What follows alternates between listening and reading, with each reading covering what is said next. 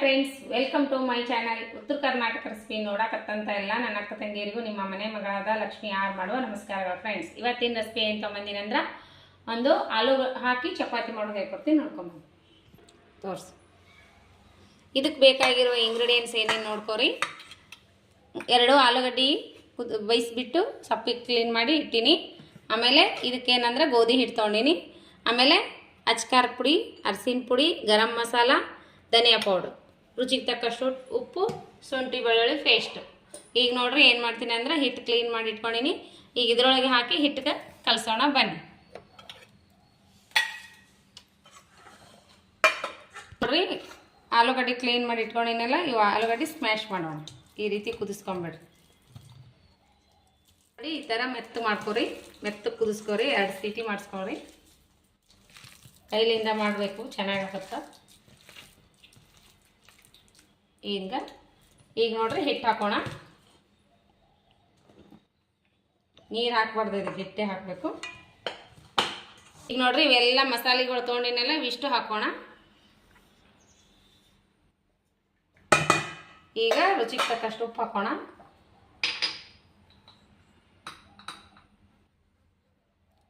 ಉಪ್ಪು, ಶುಂಠಿ ಬೆಳ್ಳುಳ್ಳಿ ಪೇಸ್ಟ್. ನೀರು ಹಾಕ್ಬೇಡ್ರಿ, ಇದು ಎಷ್ಟು ಬೇಕಷ್ಟ ಕಲ್ಸ್ಕೊಂಡ್ಬಿಡ್ರಿ. ನೀರು ಹಾಕ್ಲಾರೆ ಕಲಿಸ್ಬಿಡ್ರಿ, ಇದ್ರಾಗೆ ಚಂದ ಆತಾವ.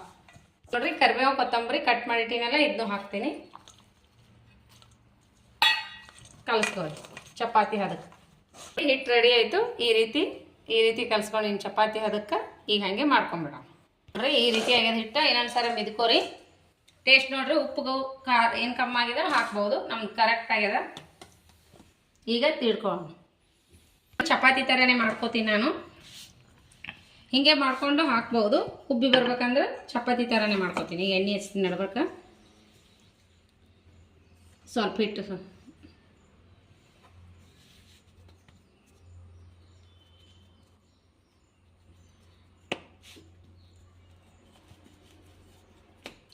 ಅಂದ್ರೆ ಪುಲ್ಕ ಥರ ಉಬ್ಬಿ ಬರ್ತಾವೆ.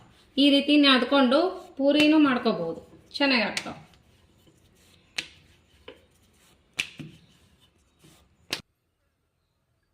ಈಗ ನೋಡ್ರಿ ಹಾಕೋಣ. ನೋಡ್ರಿ ತುಪ್ಪ ಆದ್ರೂ ಹಚ್ಬೋದು, ಎಣ್ಣೆ ಆದ್ರೂ ಹಚ್ಬೋದು. ಹೆಂಗೆ ಉಬ್ಲಾತ್ ನೋಡ್ರಿ. ಈಗ ತಿರ್ಕೊ.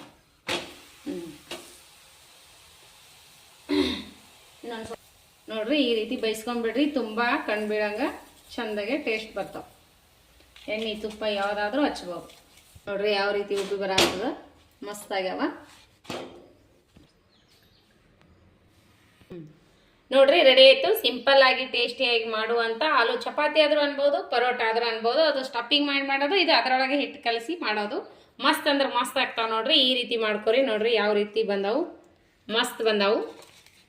ಪದರ 3-4 ಪದರ ಆಗ್ಯಾವ. 4 ಪದರ ಚಪಾತಿ ಥರ ಮಾಡ್ಕೊಂಡು ನಾನು. ನೀವು ಉಬ್ಬಿ ಬರ್ತಾವ ಅಂಥೇಳಿ ಟೇಸ್ಟ್ ಮಾಡಿ ನೋಡೋಣ ಬನ್ನಿ. ಸೂಪರ್ ಆಗ್ಯಾವ ನೋಡ್ರಿ, ಮಸ್ತ್ ಆಗ್ಯಾವಂತ. ನೀವು ಮಾಡ್ಕೊಂಡು ತಿನ್ರಿ.